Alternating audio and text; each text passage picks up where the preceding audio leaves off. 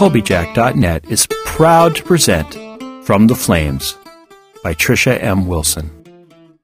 The people of the fire, the Blesa, led by their queens, have ruled the island of Alfeyju and oppressed the Driva, the people of the ice, for more than 16 generations. With the Drivian King in hiding and little hope on the horizon, the Driva looked to one person to save them from the vile Blesa, the Diviana. According to legend, the divinely gifted Diviana will one day overthrow the Blesa and restore the Drivian King to his rightful throne. But with the search having lasted for more than 400 years, will the Diviana ever come to light? Willow is the slave of the Raskpil family. Bought at the age of 4, 20 years have passed since her life irrevocably changed.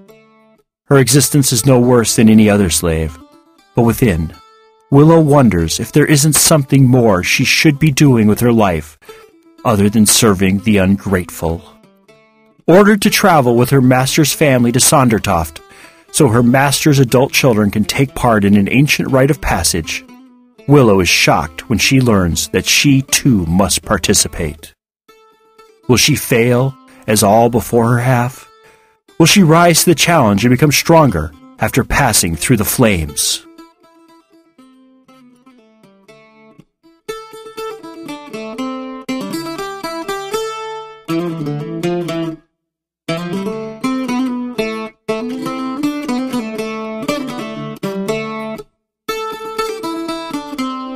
From the Flames, Episode 24, Chapter 13, Trust. "Sigurd, would you like to come with me on a walk?" Willow asked a few weeks after Astrid's announcement. "Of course, my love. I would walk to the ends of the earth if you wished me to," he said as he put away his sword. Willow ignored Hawk's dark look at Sigurd's words. "We are not going that far." The two of them walked along the path into the forest for a few minutes. The gentle breeze which had been blowing in from the sea disappeared, leaving behind swaying tree limbs. The lazily swaying limbs looked like a happy drunken man weaving his way back home after a long day of indulging. The birds chirped happily, serenading the couple as they walked. If it weren't for the conversation they were going to have, Willow would have enjoyed the atmosphere immensely. In her frame of mind, however, it passed her by, a peaceful moment in time lost to the ages. "When we first met, you said you wanted to come with me on my travels, helping me, protecting me. Do you still feel that way?" Willow was afraid to look at him. She dreaded hearing his answer, for what would she do if his feelings had changed? "Yes," Sigurd said immediately. "My feelings have never wavered. I am willing to do anything and everything you need me to do. I would go so far as to throw my body in front of a volley of arrows aimed at you, gladly dying, so you could continue to live and fight." Willow shook her head, fighting the urge to roll her eyes. There were times when Sigurd spoke so magnificent and grand that it was hard to believe a thing he said. His answer reminded her of an actor playing a part in a play. But this wasn't a play or a game. This was real life, and she needed a real, non-scripted answer. "My journey will not be an easy one. I fear there will be danger from all fronts. You will never truly know who is friend or foe except for myself and Hawk. I wouldn't blame you or think badly of you if you changed your mind." Sigurd turned to face her. "It almost sounds as if you don't want me to come. You do want me to be by your side, don't you?" Willow didn't hesitate. "Yes, I do want you by my side. I want your help. I need your help. But I only want it if it's freely given. I never, ever want you to feel as if I coerced you or forced you to do anything." "I would never feel that way, my love," Sigurd assured her. A cunning look suddenly entered his eyes. "What brought all this up? Are we leaving soon?" "Yes, we leave in 2 days. But we must be smart. You are being watched by the enemy every day. It will notice if your routine changes even a little." "Do you have a plan, then?" "Yes," Willow said, as they made their way back to the house. "Tomorrow you will come with all your things in a bag. Only bring what you can comfortably carry." "I don't have much. so that won't be a problem," Sigurd assured her. "Tomorrow night you will walk toward the village with your bag, as you do every night. On this night, however, you will turn around and come back here via the forest. You will have to make sure you wait until it is dark, or else they will see you. Also, you had better stick close to the road, or you might get lost. You will stay here tomorrow night, and we will leave very early the next morning. Mistress Astrid tells me she has the ability to conceal the horses and us. This magic will enable us to leave undetected by the enemy." "Where are we going?" Sigurd asked, his eyes dancing with excitement. "I will tell you that information tomorrow when you have returned safely," Willow said. "Don't trust me? Why won't you tell me now?" he asked, the excitement pushed away by hurt. "It's not a matter of trust. It's a matter of practicality. It would be more practical to tell you tomorrow night. Then me, you, and Hawk can make sure we're all on the same page before we leave the sanctuary." He opened his mouth to argue, but the expression on her face must have stopped him. "All right, my love. I'll let you have your way. But tomorrow, I expect to be told everything." Willow smiled. "Of course, I promise you. I'll tell you everything.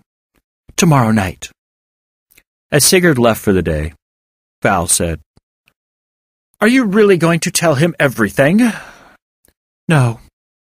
At least not all at once. I want to know with every fiber in my body that I can trust him, as I do Hawk, before I tell him everything. And right now, something is just missing." "Good. Didn't want to think you'd lost your mind. I feared you might have, however. You don't complain anymore when he calls you my love." "It's not worth the fight," Willow said. "Do you think you could love me?" The last was whispered from the depths of her heart. "Maybe a little. Right now, I'd worry less about love and more about what is ahead of you. Danger lurks, and it loves to damage those who are daydreaming." "You're right as always, Val. I need to turn my attention to what is important and worry about my heart later." "The heart is important, but for now, survival and finding those sacred objects are more important." "Did you bring everything?" Willow asked Sigurd the next morning. "Yes, everything I own is in this pack." This surprised Willow. "Don't you have a home and a family? Surely you have more in the world than what you now carry." Sigurd shook his head, and a pained look passed over his face. "Out of both. My family cares little about me. As for a home, the minute I was of age, they kicked me out. As the eldest of 10, I was just another mouth to feed to them."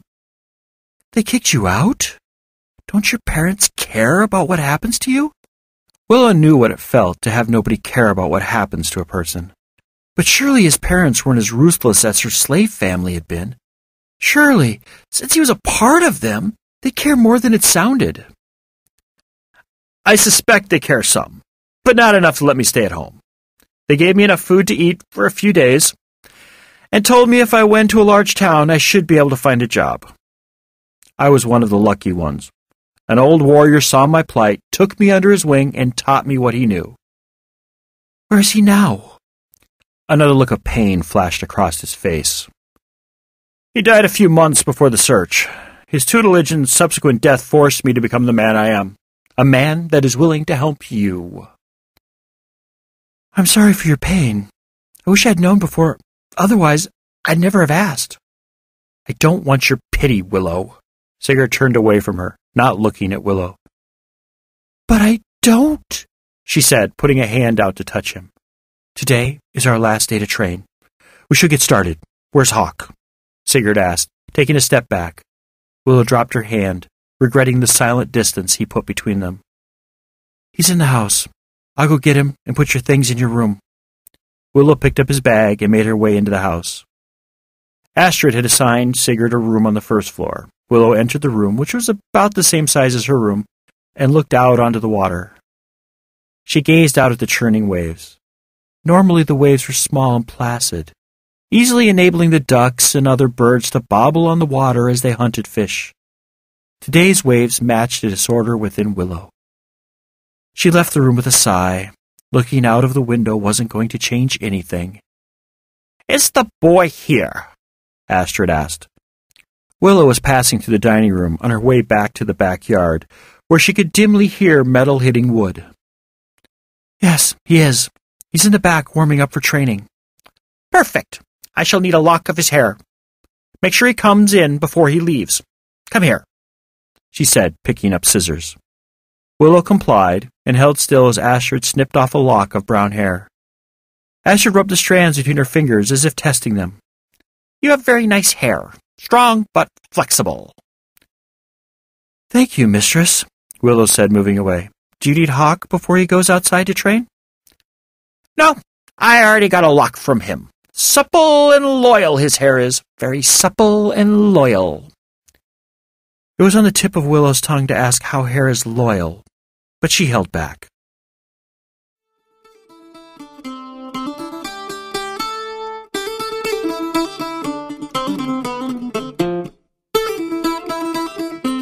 This work is released under Creative Commons Attribution, Non-Commercial, Share-alike license. Do what you want with it. Remix it, re-record it, transcribe it, share it. Just don't sell it or change the terms of the license.